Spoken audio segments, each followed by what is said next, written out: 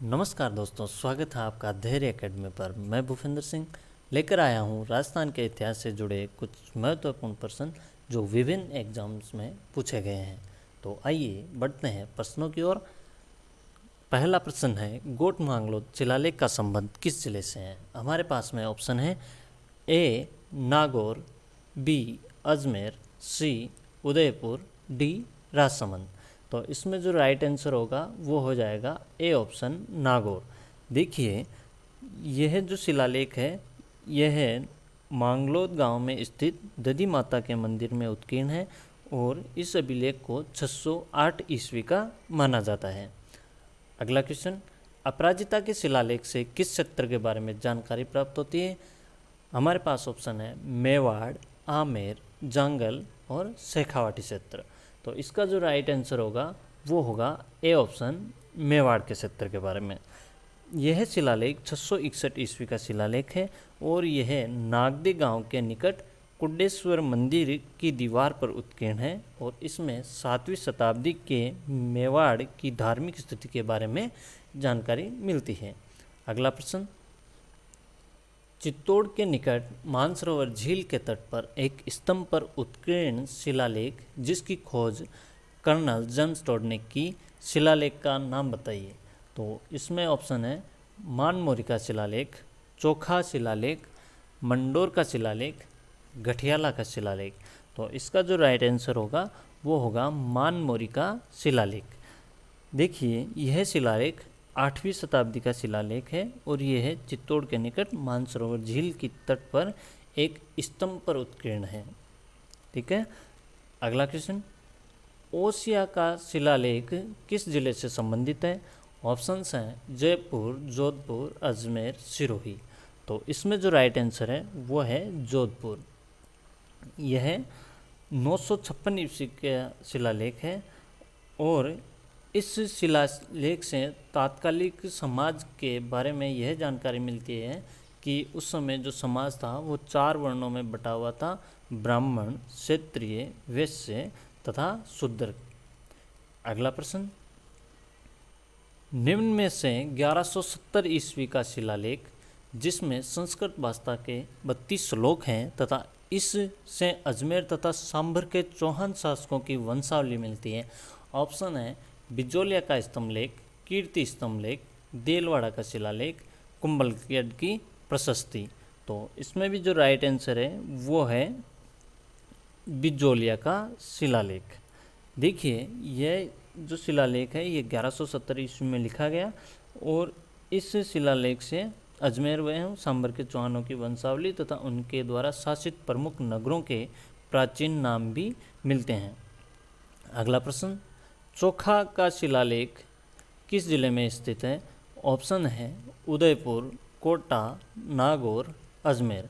तो इसका जो राइट आंसर है वो है उदयपुर। देखिए, यह शिलालेख 51 श्लोकों में लिखा गया है और इसकी भी जो भाषा है वो संस्कृत भाषा है। यह शिलालेख उदयपुर के निकट चोखा गांव के एक मंदिर पर उत्कीर्ण है और अगर इसका टाइम पूछ लें तो यह 1273 ईस्वी का शिलालेख है। अगला प्रश्न, रसिया का शिलालेख किस रियासत के राजमहलों के द्वार पर स्थित है? तो इसका जो ऑप्शन है वो है चित्तौड़, उदयपुर, आमेर और जैसलमेर। तो यहाँ पे जो राइट आंसर होगा वो होगा चित्तौड़। अगले प्रश्न की ओर बढ़ते हैं। प्रश्न नंबर 8, मेवाड़ के शासक बापा से लेकर कुंभा तक की उपलब्धियों तथा कुंभा द्वारा निर्मित भवनों, दुर्गों, मंदिरों, जलाशयों तथा कुंभा के समय में रचित ग्रंथों की जानकारी दी गई है। यह प्रश्न बहुत ही महत्वपूर्ण प्रश्न है क्योंकि इस प्रश्न में जो कुंभा के बारे में पूरी जानकारी थी किस शिलालेख से मिलती है ये पूछा गया है। कुंभा का जो इतिहास में है वो महत्वपूर्ण योगदान रहा है क्योंकि उसने साहित्य के अंदर और राजमहलों के निर्माण में, महलों के निर्माण में अपना बहुत सहयोग दिया, इसलिए कुंभा एक इतिहास में अपना विशेष स्थान रखता है। तो इस क्वेश्चन के जो ऑप्शन है वो है कुंभलगढ़ प्रशस्ति, देलवाड़ा का शिलालेख, कीर्ति स्तंभ प्रशस्ति रशिया की छतरी का शिलालेख। तो इसमें जो राइट आंसर होगा वो होगा कीर्ति स्तंभ प्रशस्ति। देखिए यह प्रशस्ति 1460 ईस्वी में लिखी गई, ठीक है। और यह शिलालेख चित्तौड़गढ़ दुर्ग में निर्मित विजय स्तंभ के पास स्थित है। इसे कीर्ति स्तंभ प्रशस्ति कहते हैं, ठीक है। इसमें मेवाड़ के शासक बापा से लेकर कुंभा तक की उपलब्धियां मिलती है तथा कुंभा द्वारा निर्मित भवनों, दुर्गों, मंदिरों, जलाशयों तथा कुंभा के समय में रचित ग्रंथों की जानकारी दी गई है। अगला क्वेश्चन, निम्न में से किस शिलालेख से बापा रावल से लेकर समर सिंह तक के शासकों की जानकारी प्राप्त होती है? हमारे पास ऑप्शन है कीर्ति स्तंभ प्रशस्ति, देलवाड़ा का शिलालेख, आबू का शिलालेख और अपराजिता का शिलालेख। तो इसमें जो राइट आंसर होगा वो होगा आबू का शिलालेख। इससे पहले जो प्रश्न पूछा गया था उसमें था कुंभा के बारे में, बापा से लेकर कुंभा तक, और इसमें है बापा से लेकर समर सिंह तक। तो इसमें जो राइट आंसर हो रहा है वो है आबू का शिलालेख। और यह कहाँ पे स्थित है? यह है आबू पर्वत पर लगे हैं। यह शिलालेख आबू पर्वत पर लगा हुआ है और इस शिलालेख से बापा रावल से लेकर समर सिंह तक के मेवाड़ शासकों की जानकारी मिलती है। अगर इस शिलालेख का टाइम पीरियड पूछ ले तो यह है 1285 ईस्वी का। अगला क्वेश्चन नंबर 10, देलवाड़ा के शिलालेख में संस्कृत के अलावा निम्न में से कौन सी भाषा का प्रयोग किया गया है? तो इसका जो राइट आंसर है वो है राजस्थानी भाषा, ठीक है। और देलवाड़ा का शिलालेख है यह 14वीं शताब्दी का है और इससे 14वीं शताब्दी की राजनीतिक, आर्थिक, धार्मिक तथा तात्कालिक भाषा, कर एवं मुद्रा की जानकारी दी गई है और यह 1434 ईस्वी के अंदर लिखा गया, ठीक है।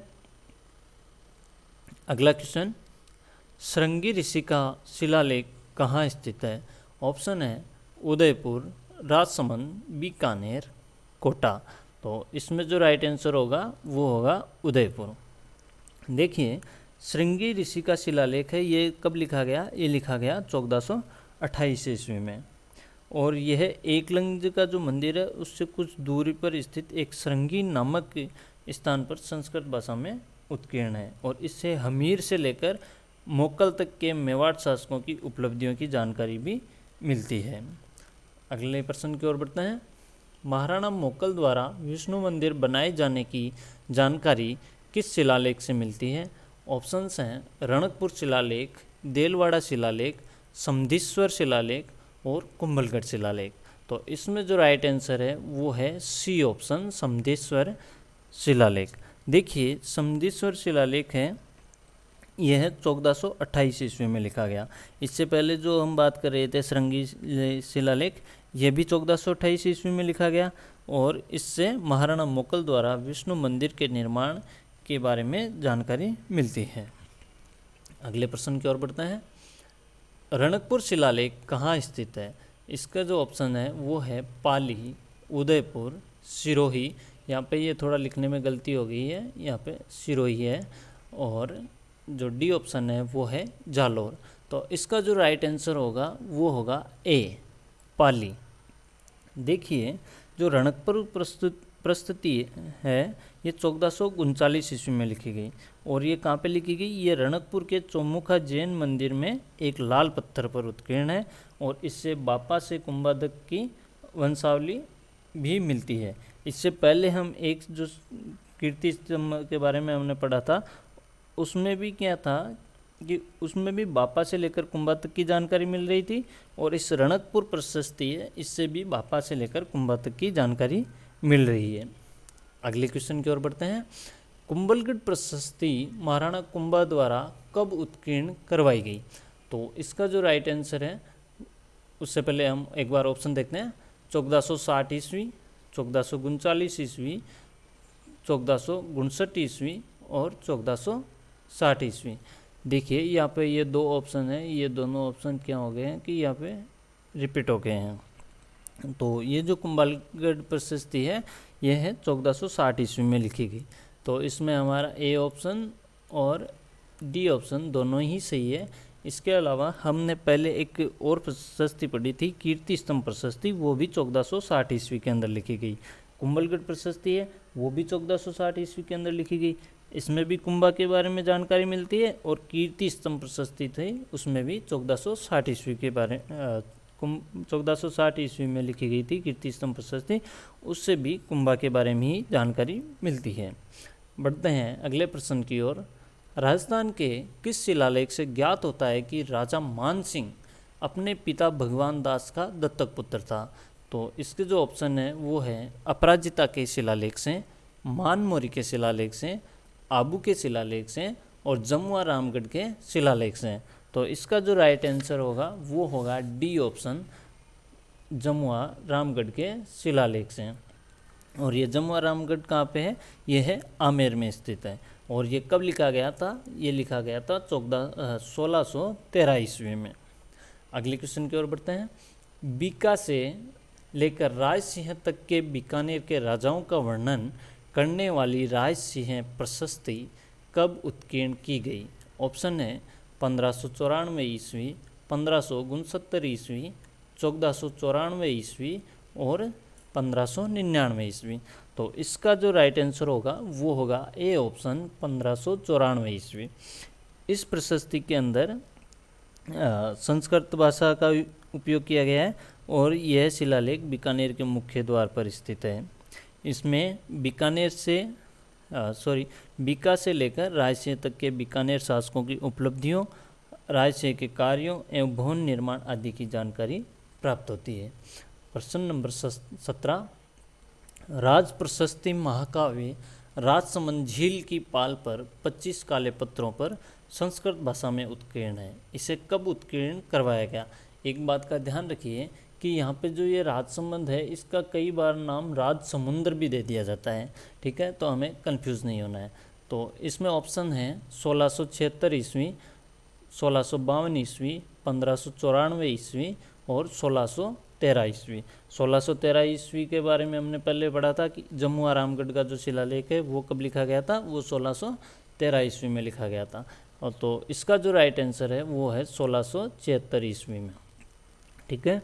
और यह जो प्रशस्ति है जिसे राज प्रशस्ति महाकाव्य भी कहते हैं, यह शिलालेख राजसमंद जिले में राजसमुंद्र या फिर राजसमंद नामक झील की पाल पर 25 काले पत्थरों पर लिखा हुआ है, ठीक है।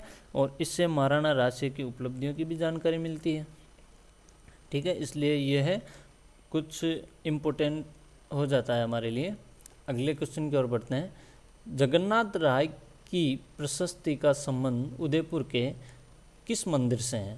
इसमें ऑप्शन है बाण माता मंदिर, श्रीनाथ जी मंदिर, गढ़बोर के मंदिर और जगदीश मंदिर। देखिए यहाँ पे जो बाण माता मंदिर है ये चित्तौड़गढ़ में है, श्रीनाथ जी मंदिर है ये राजसमंद में है, ठीक है। इसका जो राइट आंसर है वो है डी ऑप्शन, जगदीश मंदिर, ठीक है। जगन्नाथ राय की प्रशस्ति कब लिखी गई? ये लिखी गई थी 1652 ईस्वी में, ठीक है। और उदयपुर के जगदीश मंदिर के प्रवेश द्वार पर यह उत्कीर्ण की गई है। और इस प्रशस्ति से राणा प्रताप और अकबर के बीच में जो संघर्ष हुआ था उसके बारे में जानकारी भी मिलती है और साथ में जगत सिंह की जो दान की प्रवृत्ति थी उसके बारे में भी जानकारी प्राप्त होती है, ठीक है। Question number 19।